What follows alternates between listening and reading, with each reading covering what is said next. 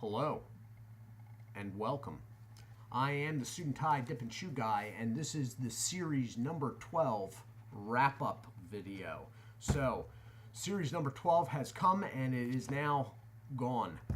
Series number 12 was Fine Cut Winter Green. So I did a video series opener for it, as usual, and then after that was uploaded and onto the playlist, I took a review that I had done about a month and a half, 2 months ago, and slotted it in behind so that it would be the first review of the series. And that was Skull Original, the original Fine Cut. Quality product. You know, it's one of those things, even if you're not a fine cut person and you don't like wintergreen, you should try it. You know, behind like Copenhagen Snuff, you sort of got to try that one. I was embarrassed when I did the review because it was the first time I ever had it. It is not overly sweet. The wintergreen's okay. It is a very fine cut, and there is a definite dark fired tobacco undertone. It was not my favorite of the series, but it is definitely the one that you gotta try. You know.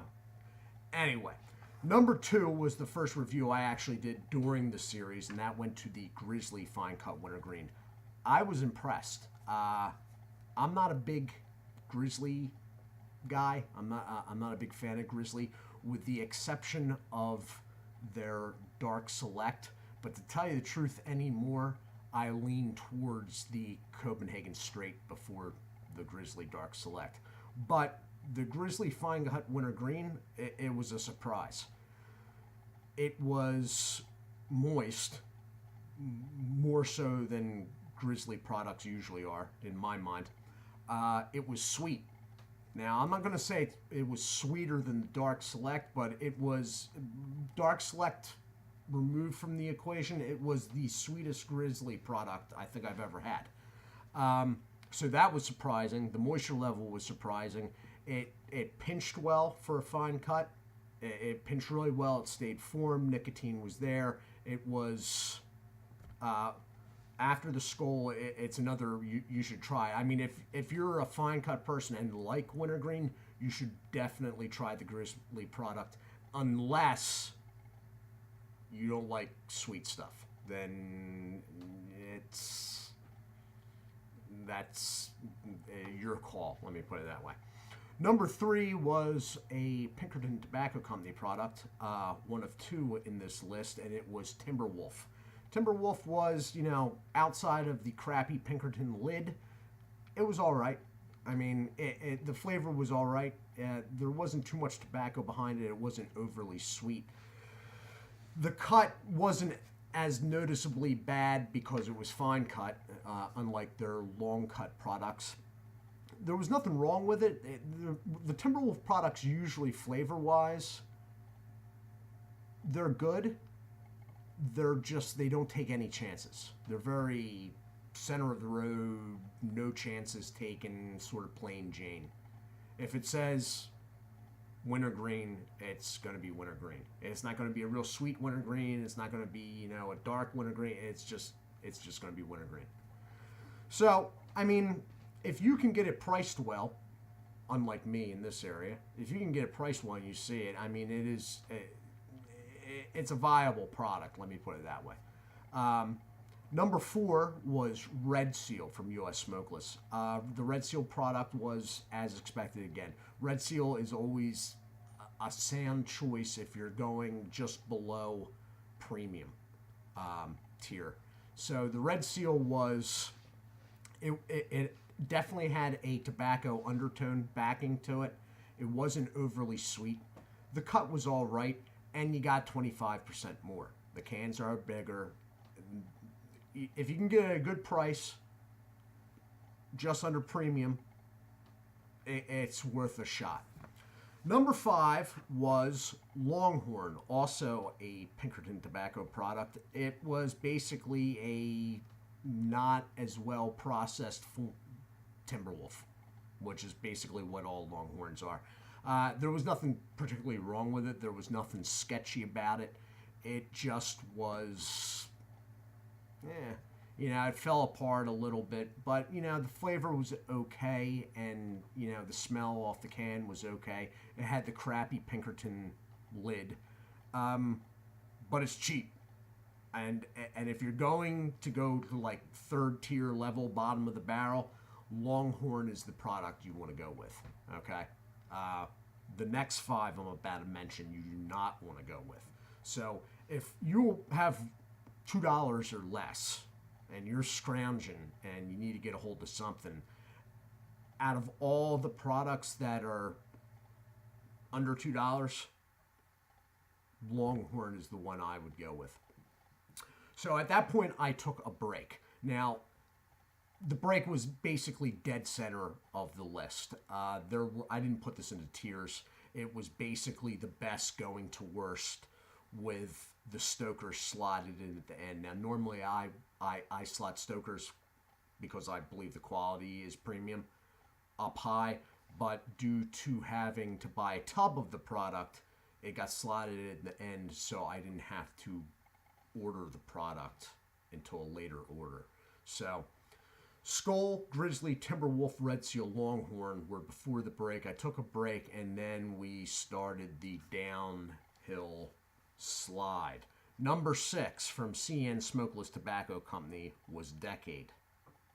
Number 7 from CN Smokeless Tobacco Company was Derringer. And from the same company, coming in at number 8 was Klondike. Usually the Klondike is the slightly better product of the three. There was no difference between any of these. Skip them. They were bad. The wintergreen was overblown and very unnatural, and the burn from it was very overblown and unnatural, and the smell was overly strong and very unnatural, which told me that CN Smokeless Tobacco Company was using some sort of lab-made wintergreen in large doses to cover whatever they didn't want us to taste and smell. They were just bad. You know what? They haven't had any good products yet, but these were behind the original Long Cut Straight series. These were pretty darn bad. So number 9 and number 10 were both from Swisher International. The number 9 was the Kayak, and the number 10 was the Silver Creek. Now, usually the Silver Creek is priced a little bit higher and a little bit better than the Kayak. Again, with this, there was no real difference between the two. Again, they didn't have the unnatural burn, and the wintergreen wasn't in smell and taste as insane, but it was strong enough. Again, you could tell that they were trying to cover other drawbacks to the product, which was probably some shady crap they processed it with and soaked it in. They smelled bad. They smelled way worse, actually, than the CN products, and they tasted bad. The CN products, the taste was bad, but you couldn't get over the strength of it. The bad taste really hit you in the aftertaste after you got it out of your mouth. Decade, Derringer, and Klondike, the aftertaste of those things was absolutely horrific.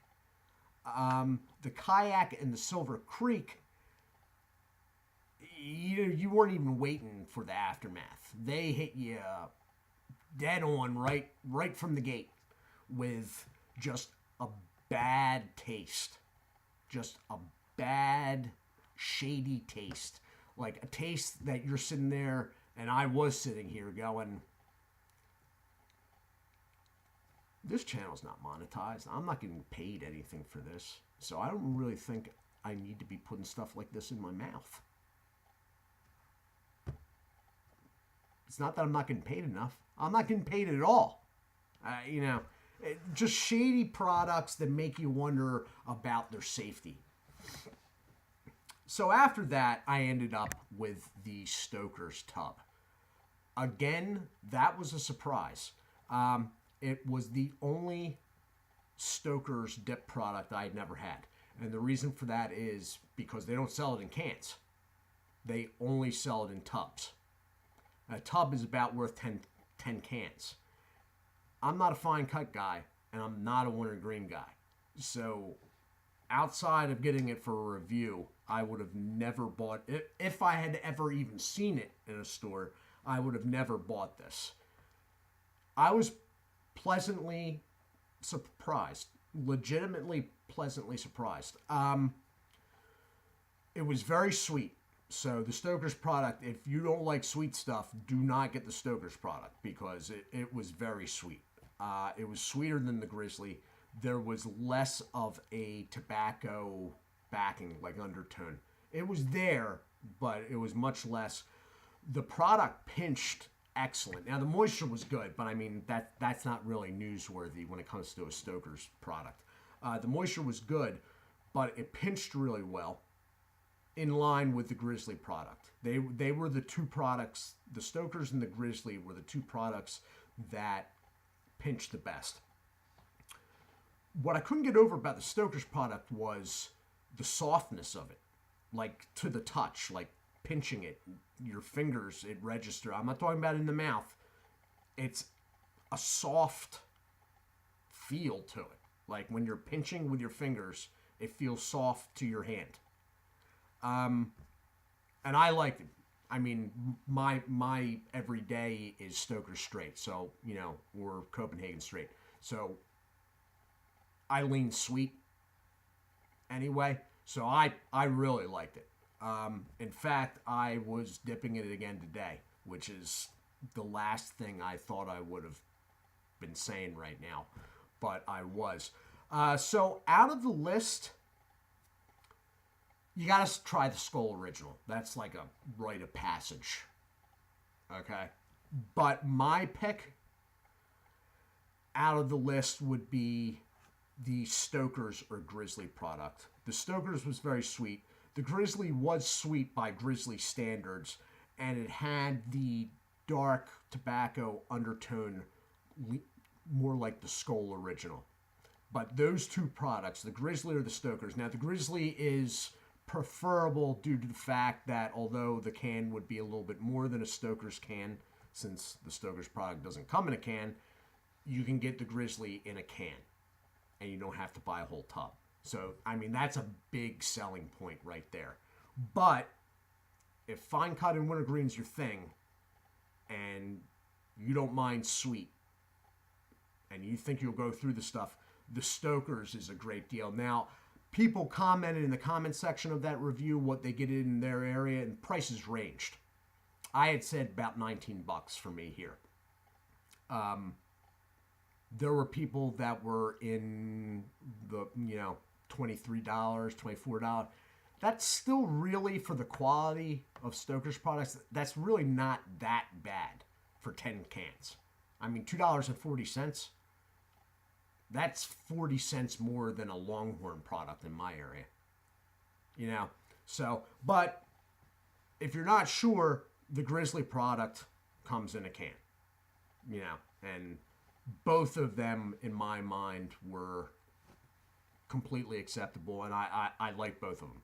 Actually, I still have the Grizzly, but it's half gone itself. Out of the lower tier products, I mean, bottom of the barrel, go with Longhorn every time. Okay? No Decade, no Derringer, no Klondike. Kayak and Silver Creek, you can tell them to jog on. Okay? Go with the Longhorn. And that's about it, guys. Lee Newman, you're my only notification that I know of anyway. So thank you. Hello, and thank you.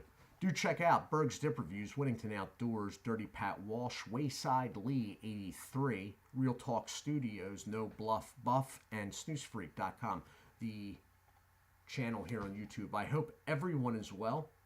This has been the Series 12 wrap-up video. Do take care of yourselves, and as always, God bless.